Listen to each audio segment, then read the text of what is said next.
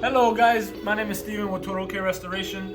Now, a frequently question that I get asked a lot by my clients is, what's the difference between our common blue tarps that you guys see out on the streets a lot, or shrink wraps that you guys probably see as well? Let's talk about the tarps. So the tarps is more like a temporary repair. What it does is it stops the flowing of the water from leaking into the house for about 2 to 3 months.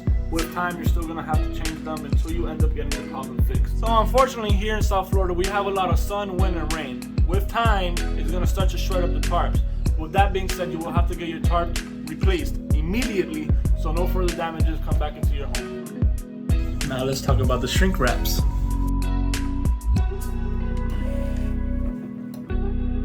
So shrink wraps is also a temporary fix. Now it's a lot more durable.